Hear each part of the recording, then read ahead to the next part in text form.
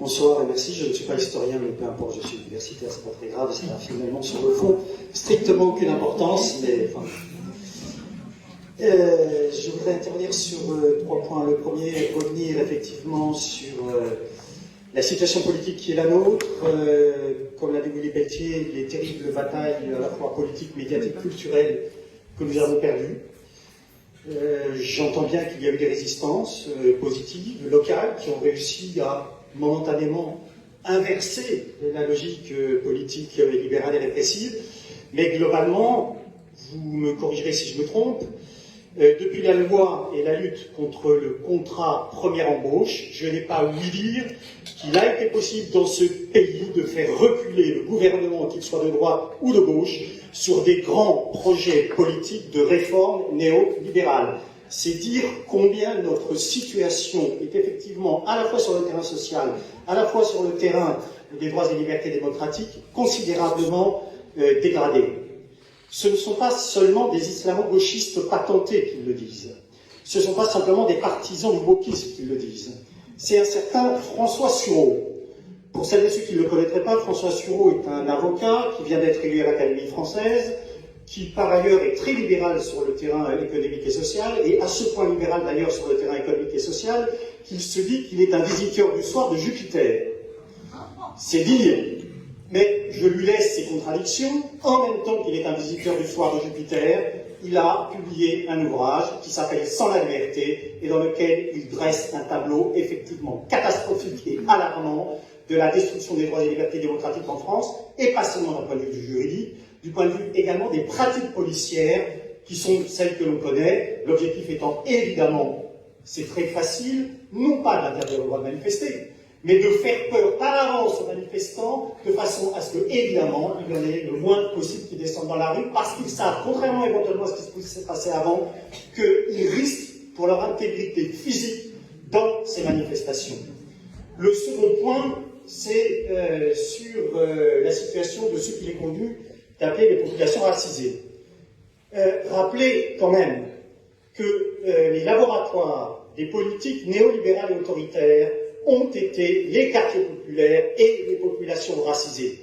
Nous n'étions pas très nombreux lors des émeutes de novembre 2005 à soutenir celles et ceux qui luttaient dans les quartiers populaires contre l'état d'urgence.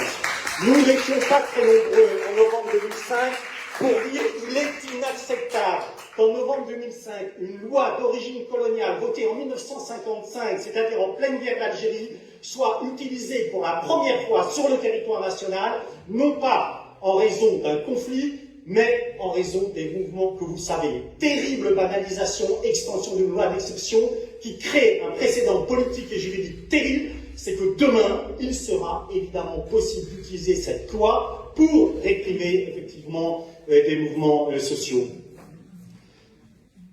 Et Louis Penel a dit « Nous avons perdu beaucoup de batailles ». Mais qui est ce nous? Nous, dans cette salle, assurément.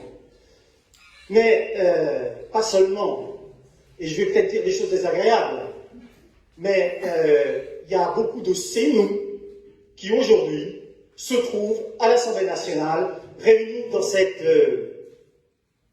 association, disons, électorale, fort bien, il est bien qu'elle existe, qui s'appelle la NUPES, mais dont il faut néanmoins constater qu'une bonne partie de ses dirigeants, vous ferez des exceptions, je vous les laisse les trouver, sont relativement aux batailles pour la lutte pour les droits et libertés démocratiques et aux luttes contre un certain nombre de lois scélérates plutôt sur le registre de l'intermittence, de même en ce qui concerne les luttes pour défendre les populations racisées et les populations dites musulmanes, que leur religion soit réelle ou imputée. Là aussi et là encore, il n'était pas besoin d'être très grand clair pour comprendre que l'offensive menée contre les populations racisées et les musulmans allait nécessairement déboucher à un moment donné ou à un autre sur une remise en cause fondamentale de droits essentiels. Et la loi séparatisme en témoigne sinistrement. Je suppose que la lecture des arrêts du Conseil d'État n'est pas exactement votre tasse de thé, vous avez raison, c'est ennuyeux, mais en l'occurrence, là c'est très intéressant. Arrêt du Conseil d'État qui valide la dissolution du CCIF. Je vous passe les considérants juridiques, techniques qui n'ont ici aucun intérêt. Le troisième considérant est un considérant strictement politique. les sages, comme on dit, du Palais Royal, justifient la dissolution du CCIF, non pas collectif contre l'islamophobie en France, justifient la dissolution de cette association, non pas en raison des actes délictueux de ses dirigeants, mais en raison du fait que ces dirigeants se voient imputer cette accusation, j'ouvre les guillemets et je cite, de considérer qu'en France, nous serions ou ils seraient confrontés à une islamophobie d'État. On peut être d'accord ou pas sur l'appréciation, on peut être d'accord ou pas sur la caractérisation, le problème n'est pas là. C'est la première fois, à ma connaissance, qu'une association est dissoute, non pas pour des faits, mais pour des opinions émises par celles et ceux qui l'ont dirigée. Et puis Plenel l'a rappelé, la loi séparatisme maintenant fonctionne au-delà des populations racisées et prétendument musulmanes, fonctionne désormais par la grâce d'un préfet qui croit défendre la République, mais qui défend une République illibérale et autoritaire. Cette loi sur le séparatisme est invoquée pour justifier et chercher à interdire un stage organisé par une association prônant la résistance pacifique. Que faire, comme dirait l'autre? Je n'ai pas la prétention d'apporter une réponse générale à l'interrogation, parce que je pense qu'il n'y a pas de réponse individuelle à cette affaire, il n'y aura que de réponses collectives et nous aurons à les élaborer ensemble. Sur la question, par contre, des quartiers populaires, des discriminations systémiques, je vais commencer par rappeler simplement un rapport.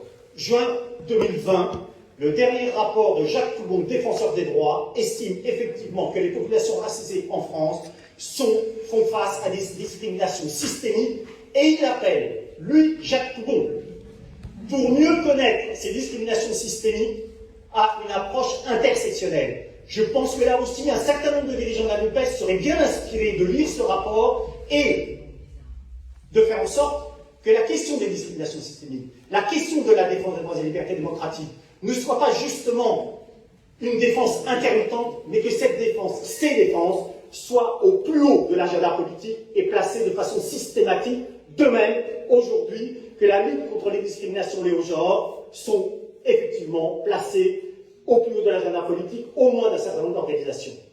Il y a un projet de loi qui est en cours, rédigé par la très à droite, dans tous les sens du terme, petite main ou grande main de Jupiter, Gérald Darmanin, qui est une loi qui, évidemment, revient une fois encore sur la question de l'immigration et du droit d'asile, visant à restreindre la première, enfin, le premier, le droit d'asile, le droit relatif aux étrangers, et bien sûr, la question des réfugiés. Dans un contexte de surenchère venue de l'extrême droite, désormais assumée par des partis de gouvernement, notamment les Républicains, tendant à une remise en cause radicale de ce droit d'asile. Il y a une manifestation le 18 décembre, et je pense qu'effectivement, coude à coude, doit impérativement être non seulement présent à cette manifestation, mais chercher à organiser nationalement et localement des collectifs et des collectifs unitaires, de façon à faire en sorte que cette manifestation ne soit pas un but en soi, mais soit le prélude à une mobilisation qui devra continuer en janvier 2023, c'est-à-dire au moment où la loi sera effectivement présentée à l'Assemblée nationale. Je vous remercie.